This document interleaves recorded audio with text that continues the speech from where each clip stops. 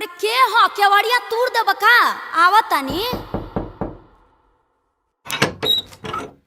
ओ अरे तू आ गइल हो, तू तो खेते न गइल रहला। का भइल कि तने खेते गइल रही तुहार याद पड़ गइल हो तो सोचनी है कि तार मुहवा देख के को मिठिया लेके चल जाई। देखो भगवा की नहीं यहाँ से जा होने भोर ही ड्रामा कइले बड़ा जा नहा धोआ पूरे देह महकता। वो सब छोड़ो तो नहीं आवा ना। अरे अरे आदिशक्ति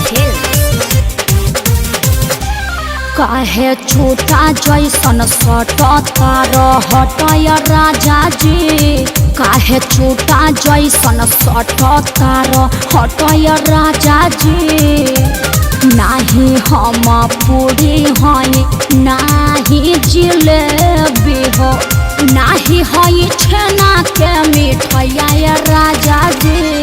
काहे छोटा जैसन सटता रहतय राजा जी, काहे छोटा जैसन सटता रह। हे धनी ऐसे मत बोलो हो, दिल मत तोड़ा। हम कोनो चिकन मटन है का कि आइला रोटी में लपेट के मार लेला। हमारा मीट के मसाला ना बुझाला ए धनिया, हमारा मीट के मसाला ना बुझाला ए धनिया। हिरिया सटे दाना पर चली हाला है धनिया, हिरिया सटे दाना पर चली हाला है धनिया।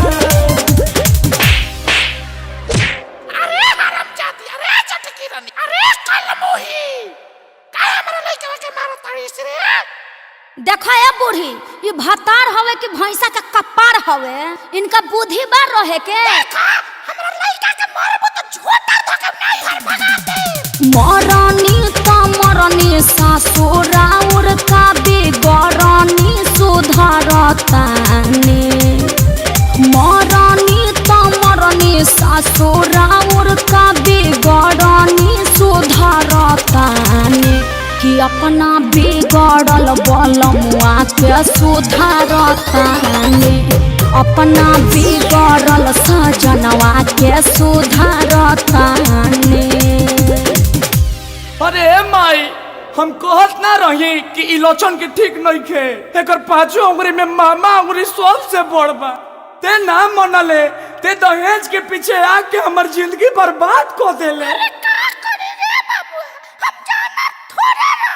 तू तो बोल मत, तू चुपे रह।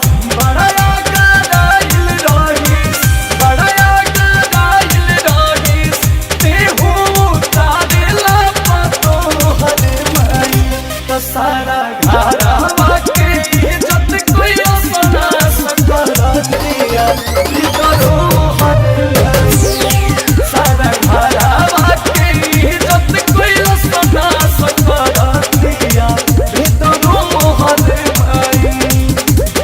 देखो दोनों माई बेटा मिल के हमरा के बेइज्जत कइले बाड़ो। अभी हम अपना माई के फोन लगावत तनी। अरे माई अरे भैया के भेज, आ ना भेजबे तो हम कमांडर धो के आ जाई। ओ बना ही ससुराया ये बनाई हर गइला के बाद रे, ओ बना ही ससुराया ये बनाई हर गइला के बाद रे। मुहावा संभार के मम्मी, मुहावा संभार के मम्मी, बोलस न तोर दमाद रे। मुहावा संभार के मम्मी, बोलस न तोर दमाद रे। अरे धनी जाए दो, मम्मी से मत कहो। अरे घर में तो छोट छोट बात होते रहेला। अच्छा सॉरी, चलो खाना खा लो। अच्छा तो आप लोग मिल के हमको बेइज्जत कीजिएगा। घर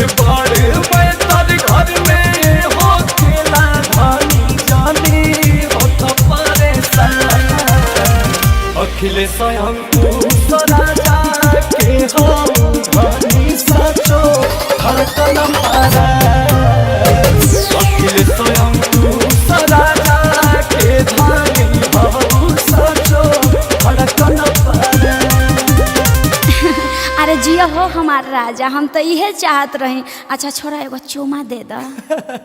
हम तो इहे चाहत रही, आवा ले ला।